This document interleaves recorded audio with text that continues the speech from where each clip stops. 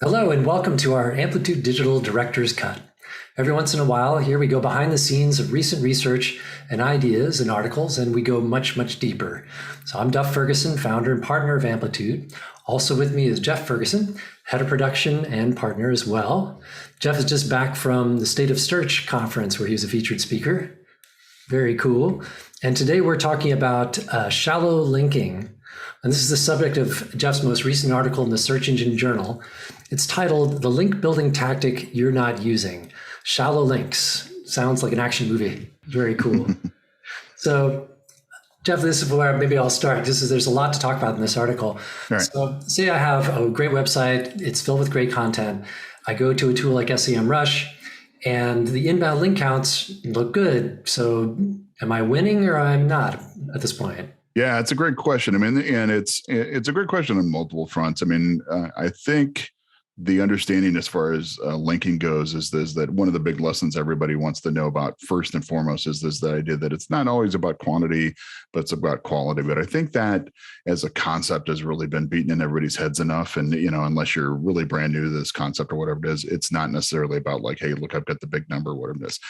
That said, one of the other kind of issues to look out for with that big number is really where those links are going. Right. And that's kind of this concept of the idea of the shallow links and where we came from with this one is the idea that in most cases, and it just happens by accident, it just happens all the time kind of thing, is most cases people link to the homepage of a website. And it's the way it's been forever, right? And it's the easiest way to do it, especially if you're getting a lot of links from maybe from reporters or from news organizations or from blogs or things like that.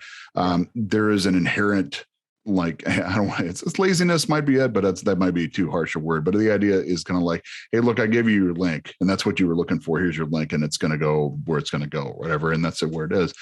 But the problem is that as we've talked about on this show before, and I've talked about in other articles, is that Google, when it comes to authority, and that authority derives from linking itself, is on a page-by-page level. So it's not necessarily that you don't get any points because your website has a bunch of links pointing to it. It just doesn't work that way.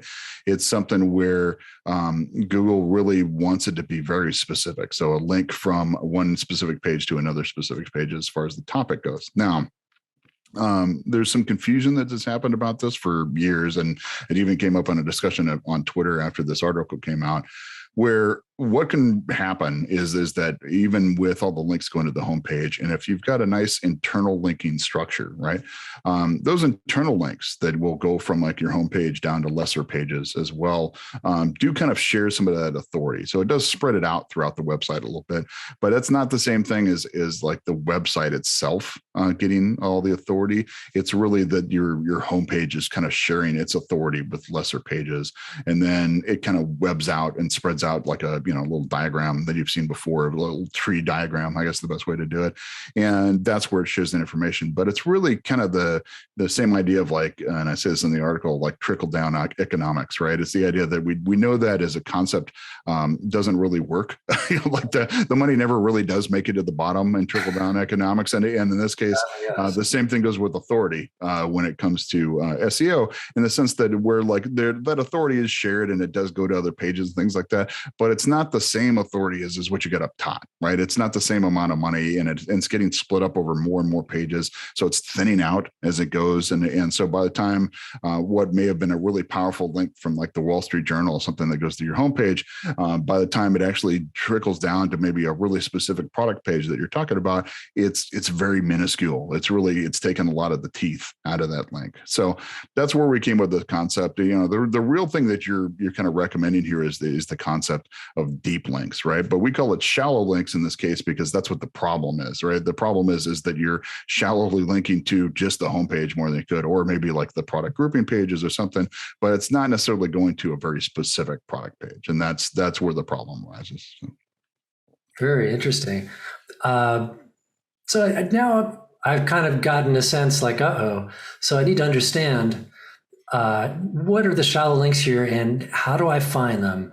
So what is, without getting too detailed, what is the thought process behind it, how to find these links and the general tools that you would use? Sure.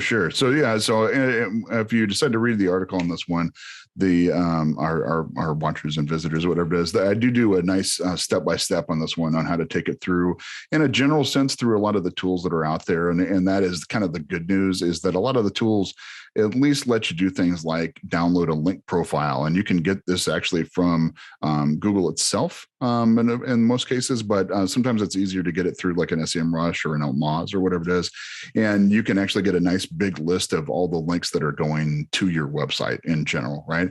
And then from there, it's a process of actually kind of isolating the links that are just going to your homepage, and then really figuring out like which ones of those really should go elsewhere, right? And sadly, that is a very laborious process. It's something where you really do have to go line by line and things like that. Lucky enough, you can download these and actually put them into like a spreadsheet, and there's some fun you can have with filters there that could maybe make your life a little bit easier. So if you know, you can immediately take all the ones that maybe were image links, or you can take out the ones that just have no text at all at them. The ones that actually specifically mention maybe the brand company name itself, you probably can ditch. And maybe, you know, if you've got like a giant catalog and you really are trying to like fix the ones that are supposed to go to like a very specific product, you can look for that product name. So there's a way to make your life a little bit easier on that front, to where you can say, okay, at least I need to focus on this subset of links to it without actually specifically having to go to line. But it's something where it's going to be work. And I apologize that for constantly when it comes up, because it's something where, like, I wish it wasn't. I actually wish in the sense that there were better tools out there that could tackle this specific type of activity. And it's, you know, and I can forgive it to a point, because, you know, even I can't figure out how they would do that, right? Because given what you're actually trying to do, you would have to kind of understand, like, you know, the fact that this is a product and this is, you know, not, or this is what this is, whatever. And it's something where maybe they could, you know, the computers are good at grouping things together if they've got similar names or whatever it is. So maybe they could put them in piles and they can say, hey, this is this instead of this. But it's a lot of work, and it's one of those problems that nobody has really taken a lot of effort to solve. And I think it's because it's a lesser known link building tactic, which is why I wrote the article in the first place. But it's something where I really wish there were better tools and better methodologies to kind of tackle this. And that's why, and you notice in the article, one of the first things I do is recommend that you actually get the interns to handle it, or that you get, you know, like you know, a virtual assistant or somebody that is used to working on, like, you know, this low level stuff, to where you can just give them this kind of grunt work to get the job done. But it's that's about the best solution we could come up with on that one. So as far as the fixing goes, you've mentioned a few tactics for reaching out to improve the value of some of these links and sort of send them in the direction that is more useful to you. So tell us a little more about that and how you recommend doing that. Sure. So it's a classic, you know, like public relations style outreach move, right? If you really think about it, and it's something where, you know, obviously once your interns have done the work and figured out these are the links we need to touch, and these are the websites we need to contact, and these are the people at the websites we need to contact. So, you know, so there's just step after step after step here. But once you actually do the outreach for it becomes, you know, a classic conversation with somebody that actually wrote this content in the first place. And you know, there is a ton of great things written out there about doing PR outreach for type stuff, and there's many more that are written where SEO tries to claim that as their own, because they love to say they invented everything, but but in reality, it's something where there's lots of great methodologies and there's templates and things out there.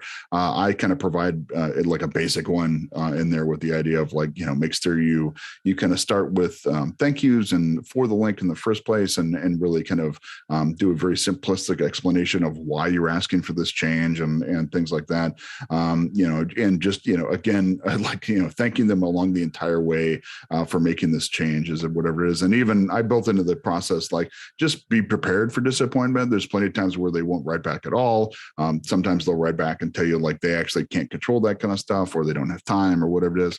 But, you know, it's one of these where, like, you know, fixing 100% of this type of problem is pretty rare. So just any type of, like, you know, minor victories you can have in this front will help in the long run, especially if you get it from some of the biggest players that are linking specifically to, you know, the new deep links that you really want them to in the first place. It kind of does speak back to, again, the one we talked about before, which is the idea of like, and I mentioned at the beginning of this as well, that it's not, it's more about pages than it is websites and things like that. And I just always want to remind people of that each of these pages is its own little world. And there are some things obviously that are done at the domain level, at the website level. Google has admitted that it does look at certain things about quality and a few other aspects over time, and that's understandable. We can do that, and they've admitted that much, whatever. But they've also been really specific that it doesn't do that for authority. It doesn't do that anything to do with links. It's just not the way their system works. It is very much on a page by page basis. And so, like I said, you can fix this in a variety of ways. You can, kind of retrain your publicity department to make sure that they're getting those links right in the first place. And that's one of the things I know we like to do when we're with our clients and when we have our education sessions with them. And I know when I teach class at UCLA, it's something really specific to say, look, you really have to just embed this in your culture, especially with the publicity team. Is like, when you get that link, be very specific about it, and they're more powerful. And that will solve most of these problems before it happens, and it'll just be more powerful from the get-go. So like, it's like nip it in the bud, all that kind of the language towards it, like, catch it before it becomes a problem, however you want to say it. But like when it does come to this type of stuff, like just, do fix it. It's one of those things where it really is worth the effort. We've seen massive changes because of this effort, because those links are going directly, and because it basically just gets the full power of the space station kind of thing right to that page, and rather than having to wait for it to like trickle down and get there later on.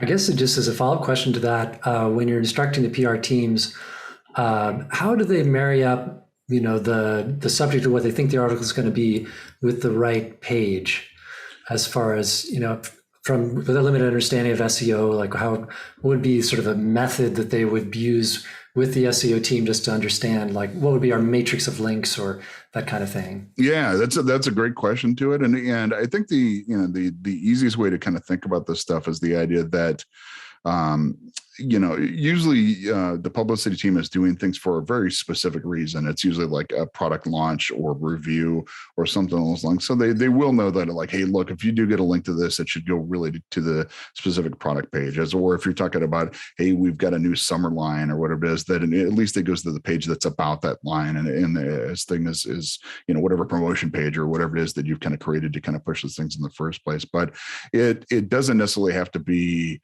like a big jump, and you probably don't need to provide a lot of details. It's just basically something, basically reminding them, hey, look, we're doing a promotion about this product. Here's the specific page we need you to go to, and that's the best method we can get to it. And even teaching them from the idea of like, hey, if they do get that initial link for it that you've seen, because usually the publicity department is keeping a track on that anyway, to let you know, like, hey, we got a link, this happened, or whatever it is to go back and usually that team now has gotten pretty good at actually at least knowing that they do need to get a link out of somebody, right? So like you can say in that same instance, when you're checking on that, just make sure it's going to the right page and not just the homepage. And then they've usually got the better relationship with them, so that in that moment you can say, hey, can you do us a moment, fix this? But that's that's the best solution out of this one they can actually get, rather than this one, which we describe, which is the idea of like you're going back and fixing something that's probably hasn't been updated in like months or years at this point. It just needs to do a better job of what it is. But